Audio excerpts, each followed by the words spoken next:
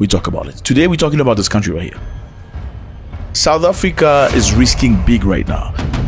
Now, America want to cut South Africa off the SWIFT system. This is very bad, my brother. Now, let me tell you something. Maybe you don't know what this is about. SWIFT allows your bank to communicate with another bank. The reason why you get a monthly salary from your bank is because of SWIFT. Yes. The reason why you can send money to your auntie to the village is because of SWIFT. So if SWIFT is cut off your country, the system of communication, you're done. You're gonna have to get into a bus or a taxi bus to go give money to your auntie back in the village. And that is crazy stuff. Well, what's happening in South Africa, fellas? Crazy stuff are happening in South Africa right now. Yes, South Africa will be kicked out of SWIFT. You know SWIFT? SWIFT. SWIFT system. This is the system of communication that allows your bank to communicate with other affiliated banks. Basically, it's because of SWIFT that you send money to your auntie or your cousin back in your hometown. If there was no SWIFT, you would have to, find a taxi or maybe a taxi bus or a minibus or something, or walk about foot or take the train, go all the way to present the cash. SWIFT makes things easy. You need SWIFT for business, SWIFT for exchange, SWIFT for import and export. So the United States of America is threatening South Africa to be kicked out of SWIFT. South African National Treasury and top banking executive recently met to discuss the alarming possibility of being cut off SWIFT, the global messaging system used for international financial transactions. Okay? So the big boys in South Africa met in finance. They had to have a discussion, a serious one. Why? Because they're going to be cut off SWIFT. It's a possibility. Big one. Why is it a possibility? Well, America has said it. America have said it. The lawmakers and policy choosers of America have said we need to reevaluate these people because they think they're big, but they're not. We're going to remind them they're Africans.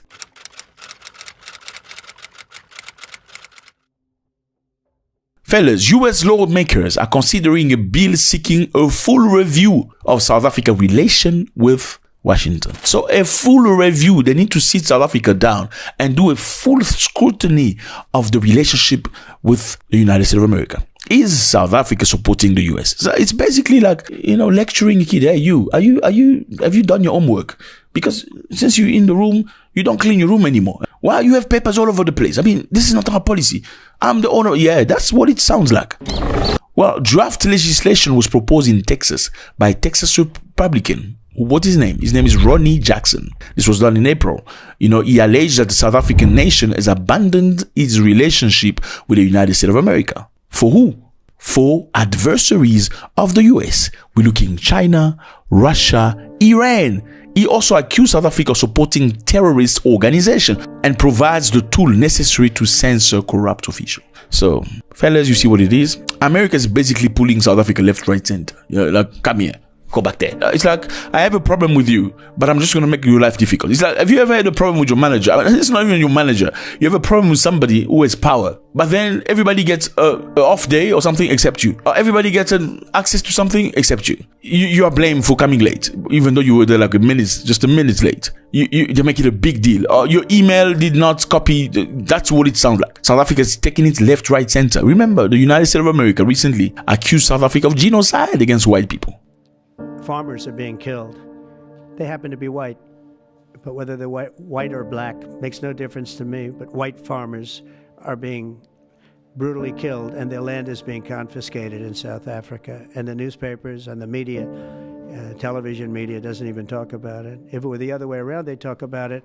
That would be the only story they'd talk about. I just know that what's happening is terrible. I have people that live in South Africa. They say it's a terrible situation taking place. So, is there genocide happening in South Africa, white people? Well, as per the definition of genocide, no, not at all. Are white people being unalive in South Africa? Yes, some of them are being in the farms. Is this new? It's not new. Yes, white people are being unalive in farms. It's tragic. It's bad. It's not nice. But is there only white people being unalive? No, none at all. Oh, so black people are being unalive? Yes. That South Africa has a problem with criminality. Absolutely. Who's safe? Nobody's safe. Everybody's unsafe in South Africa. So, can we talk about genocide? Genocide can only be spoken about when it's specifically targeted on specific, group of appartenance. We're talking here religious appearance or ethnicity. That's not what's happening in South Africa. There are plenty of criminals in South Africa that do crime every single day. Well, there used to be death penalty in South Africa. I think death penalty, my opinion, that's something. You know, when somebody does something bad like that, they need to be faced with something bad. I believe violent people are only scared of violent situations. Let me put it this way for you. You will notice that people with guns who do bad things, they mostly target families and places where there are no guns, where they know there's no gun here. In places where there are guns, they will think twice. Even though they may try, like in extreme situations, they will think twice. So people that are violent are scared of violence. So why is there no death penalty on people that kill people? Why do you have a system that allows people to pay bail and get out? Then their dockets disappear from the police state. Then you can't prosecute them anymore because you have no proof. It's crazy stuff. Is there somebody perhaps benefiting from that? I don't know. I'm just asking questions. You know what I'm saying? Now, the United States of America is accused South Africa of many things. They've accused them of aligning with enemies. They've accused them of unfair trade. So South Africa is going through the most.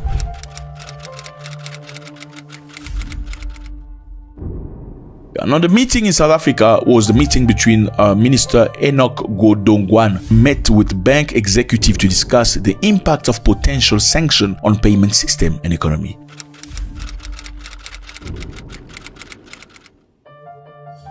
Well, the Trump administration is frozen, as we speak right now, has frozen U.S. aid to South Africa, you know, after falsely claiming that South Africa is taking land by force from white people. That was another claim. First, it was genocide. Then, oh no, you're taking land that belonged to white people by force. Let me just remind you, take you back in time.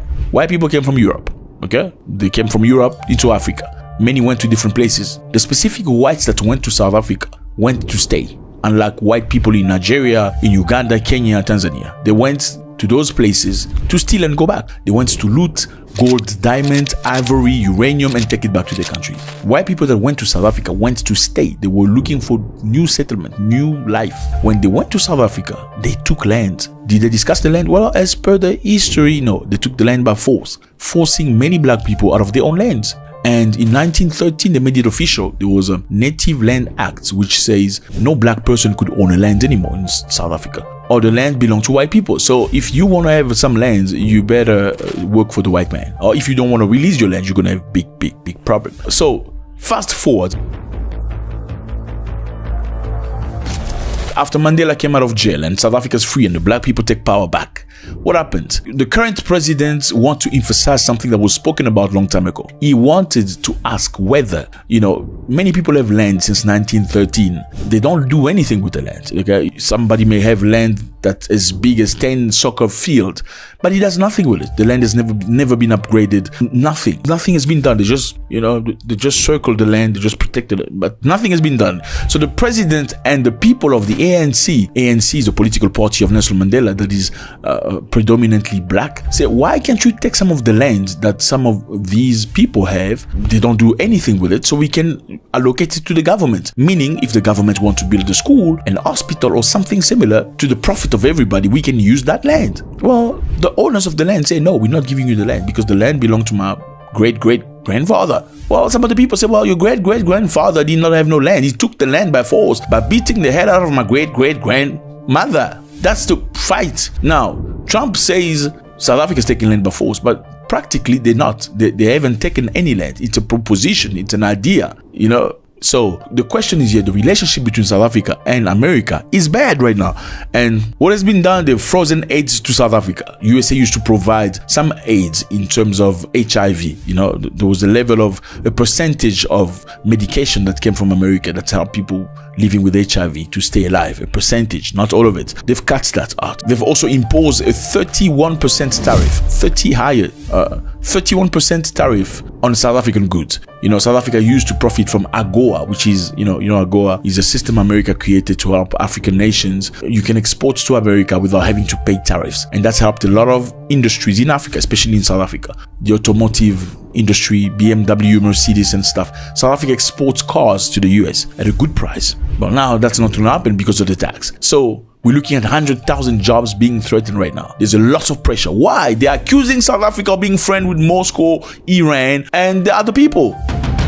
Now, so America wants to control your relationship. That's what I'm saying. America wants to control your relationship. You can't be trading with us if you... These are policy makers. This is not Donald Trump. These are people who vote the law in America. They make the choice. They say they need to reevaluate the relationship between South Africa and America.